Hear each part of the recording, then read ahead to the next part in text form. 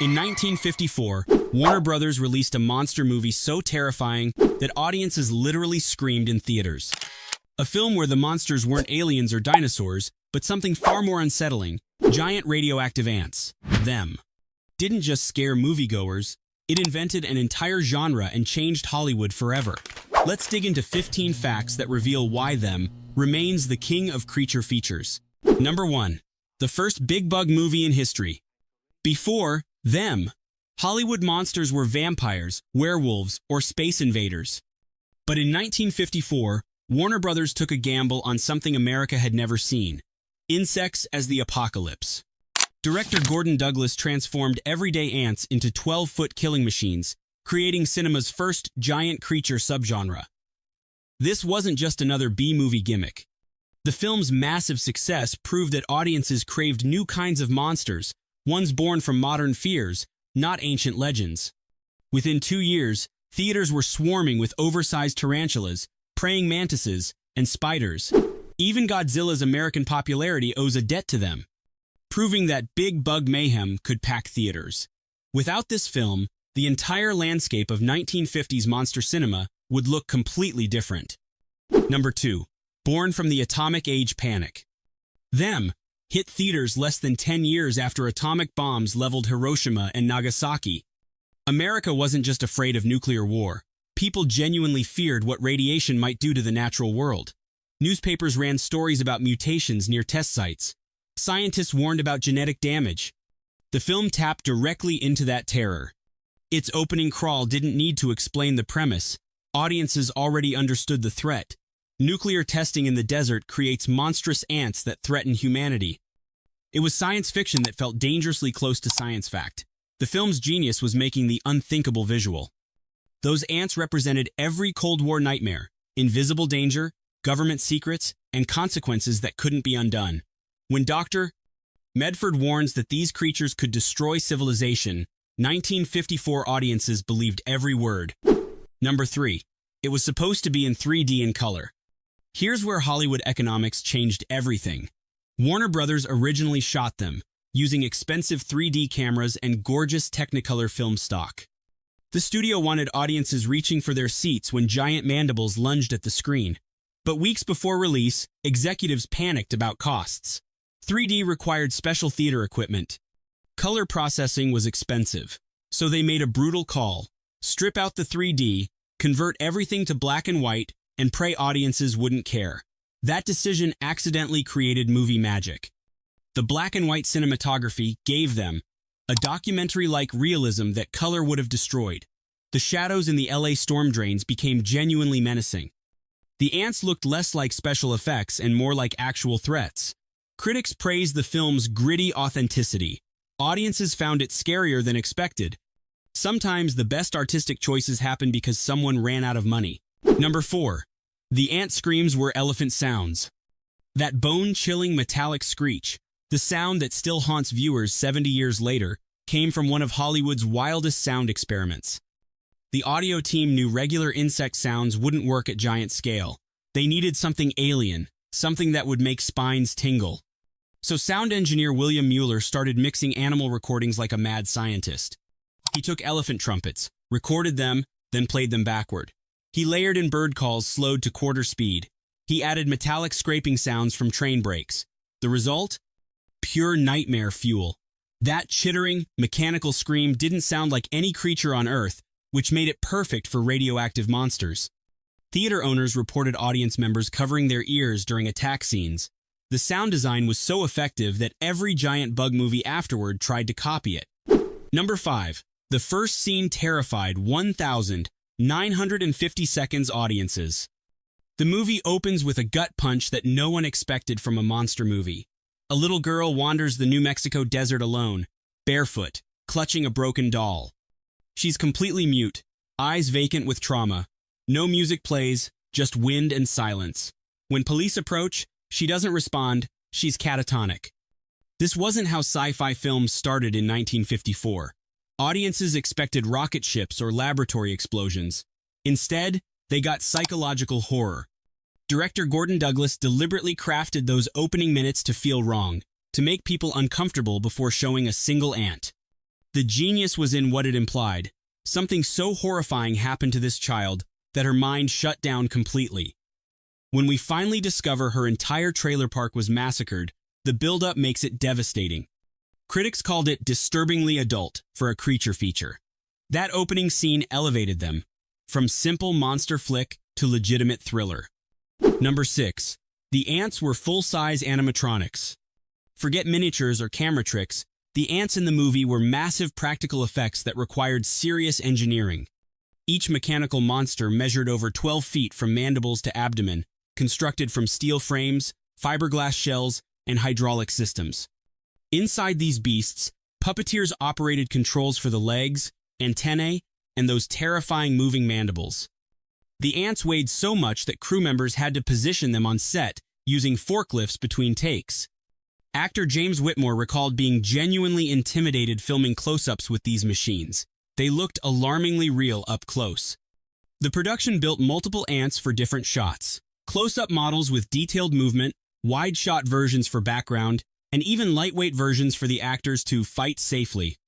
These weren't cheap props. They cost serious money and required constant maintenance. Hydraulic fluid leaks caused filming delays. Motors overheated in the New Mexico sun. Number 7. Warner Bros. Nearly shelved it for being too weird. When screenwriter Ted Sherdeman pitched giant radioactive ants terrorize America, studio executives thought he'd lost his mind. Giant ants? Seriously? This was Warner Brothers. They made prestigious films with Humphrey Bogart, not B-movie creature nonsense. The studio nearly killed the project before a single page of script was written. But Sherdeman kept pushing, arguing that atomic anxiety was real and audiences wanted modern monsters. Finally, Warner Brothers agreed to test screenings with the rough cut. What happened next shocked everyone. People screamed during attack scenes, then applauded wildly when soldiers flamethrower the nest. Audience cards came back overwhelmingly positive. Viewers called it the most frightening film of the year. Studio executives scrambled to increase the marketing budget and book better theaters. The film that was too weird for Hollywood became one of from 1954 biggest surprise hits. Number 8. James Arness was almost the lead again. James Arness had already terrified audiences as the alien monster in The Thing from Another World 3 years earlier. Warner Brothers seriously considered casting him as the heroic FBI agent in Them, essentially making him the face of 1950s creature features. Arness had the screen presence, the physicality, and proven box office appeal with monster movies. But director Gordon Douglas had different ideas. He wanted the film to feel scientific and methodical, not like an action thriller. So instead of Arness's commanding intensity, they cast James Whitmore, a character actor known for playing thoughtful, intelligent roles. It was a deliberate choice to emphasize investigation over heroics. The FBI agent needed to feel like a real law enforcement professional, not a Hollywood action star. Arness went on to find massive success with Gunsmoke instead. And Whitmore's grounded performance helped Them achieve the documentary-style realism that made it genuinely frightening. Number 9. One of the first female scientists in sci-fi. In an era when Hollywood women were secretaries or screaming victims, Dr. Patricia Medford stood out as revolutionary. Played by Joan Weldon, she's a trained myrmecologist, an ant expert, who's treated as a scientific equal throughout the film. The military and FBI don't question her expertise. They don't patronize her. She's not there as romantic interest or comic relief. When Dr. Medford identifies the threat and explains ant biology, the men listen and follow her recommendations. She goes into dangerous situations alongside the soldiers, wearing practical field clothes instead of skirts and heels. This was shockingly progressive for that time. Most sci-fi films relegated women to supporting roles, fainting when monsters appeared or being rescued by square-jawed heroes. But screenwriter Ted Sherdeman deliberately wrote Patricia as competent and essential. Joan Weldon later said it was her favorite role because the character was allowed to be smart. For young women watching Them in theaters, seeing a female scientist solving the crisis planted important seeds about what they could become. Number 10. The desert location was real and radioactive. The production didn't just film near nuclear test sites. They filmed at White Sands, New Mexico, where actual atomic weapons had been detonated years earlier. White Sands was ground zero for the Trinity test in 1945, the first atomic bomb ever exploded. Residual radiation still contaminated parts of the desert. The crew filmed in areas where the sand had been turned to glass by nuclear heat. This wasn't a Hollywood backlot pretending to be the desert. This was the real atomic testing ground. The irony was perfect. A film about radiation-mutated monsters, shot where real radiation had scarred the Earth. Safety protocols in 1954 weren't what they are today. The cast and crew spent days in those locations without Geiger counters or protective equipment. Whether anyone suffered health effects is unknown, but the authenticity added eerie weight to the film. When characters warn about atomic danger in the movie, they're standing where that danger actually existed. That uncomfortable truth gives them a documentary quality that fake sets could never match. Number 11. The title came from a studio typo. The film's famously mysterious title has one of Hollywood's weirdest origin stories. During pre-production, someone at Warner Brothers typed up a memo about the project and wrote "them" in giant red capital letters at the top, referring to the ants. The memo circulated through executive offices, and people kept commenting on how ominous and intriguing that simple word looked. It was mysterious, threatening. It didn't explain anything, which made you want to know more. Marketing executives realized this vague title would actually work better than something obvious like the giant ants or atomic monster.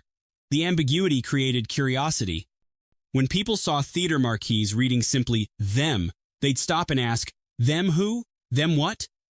The punctuation, that aggressive exclamation point, added urgency without explanation. It became one of cinema's most iconic titles purely by accident. Sometimes the best creative decisions happen when someone makes a mistake and everyone else recognizes genius in the error. Number 12. It's the only monster film ever nominated for a script Oscar. The Academy Awards and monster movies don't usually mix. But in 1955, "Them" did the impossible. It received an Oscar nomination for Best Story. The Academy recognized screenwriter Ted Sherderman's script as genuinely intelligent storytelling, not just creature feature schlock. This was unheard of. Horror and sci-fi films were considered disposable entertainment, cheap thrills for teenagers at drive-ins. The Academy ignored them completely. But the movie transcended genre prejudice through smart writing. The screenplay balanced hard science with human drama. The dialogue felt natural. The investigation unfolded like a detective thriller. Characters weren't cardboard cutouts. They had depth, skepticism, and realistic reactions to impossible situations. Film critics praised it as science fiction for adults. Though the movie didn't win the Oscar, it lost to Seven Brides for Seven Brothers. The nomination itself made history. It proved creature features could be artistically legitimate. That recognition opened doors for future sci-fi films to be taken seriously. Number 13. The sound of the ants was heard miles away. When the production filmed desert scenes with the mechanical ants, the sound effects required enormous speakers to play those chilling screeches on location for atmosphere. These weren't little props. They were massive audio systems cranked to deafening volumes so actors could react to real ant sounds. Here's the problem. The New Mexico desert is empty, and sound travels incredibly far in open spaces. Those metallic screams echoed for miles across the landscape. Local residents living near the filming location started calling police, genuinely convinced some kind of animal attack was happening nearby. People described hearing unearthly screaming and horrible mechanical noises that didn't sound like anything natural. Law enforcement had to drive out to investigate multiple times before they figured out it was just a movie production. The crew actually had to coordinate with local authorities on filming schedules to prevent more panic. It's a perfect example of the film's sound design being too effective. Those ant screams weren't just scary in theaters, they terrorized actual people in the real world before the movie even premiered. Number 14. Its ending was copied for decades. "Them" concludes with one of cinema's most influential warning speeches. As the final ant nest burns, Dr. Medford grimly reflects, "When man entered the atomic age, he opened a door into a new world." What we'll eventually find in that new world, nobody can predict. It's not a happy ending, it's a cautionary epilogue. The monsters are defeated, but the threat remains. Humanity's atomic experiments will have consequences we can't foresee. That sobering conclusion became the template for virtually every 1950s and 1960s science fiction film. Watch Godzilla, The Day the Earth Stood Still, or dozens of others. They all end with similar warnings about nuclear danger and human hubris. Them. Establish the formula. Show the horror, defeat the immediate threat, but leave audiences with existential unease about mankind's future. It transformed monster movies from simple entertainment into social commentary. Studios realized sci-fi could deliver both thrills and messages about real-world anxieties. Number 15. The big bug craze started here. Before them, proved giant insects could sell tickets. Hollywood ignored bug monsters completely. After them, became a massive hit, earning over $2 million. Huge money in 1954. Studios scrambled to create their own oversized arthropod nightmares. Within 18 months, theaters were infested. Tarantula showed a spider the size of a building terrorizing Arizona. The deadly mantis featured a praying mantis attacking Washington, D.C. The black scorpion brought enormous arachnids to Mexico City. Even later films like The Beginning of the End, Monster from Green Hell, and much later Eight-Legged Freaks owe their existence to them, proving the formula works. The film made people permanently afraid of insects in a way they'd never been before. It tapped into primal human revulsion toward creepy crawlies and amplified it to existential terror. Every giant bug movie made since 1954, and there have been dozens, exists because Warner Brothers took a chance on radioactive ants. The movie didn't just start a trend. It created an entire subgenre that still produces films today, 70 years later. Them transformed B-movie schlock into intelligent cinema, proving monster movies could be both terrifying and meaningful. If you love classic sci-fi, hit subscribe for more forgotten film facts. And remember, when you hear that ant screech, you're hearing backward elephants and pure 1950s genius.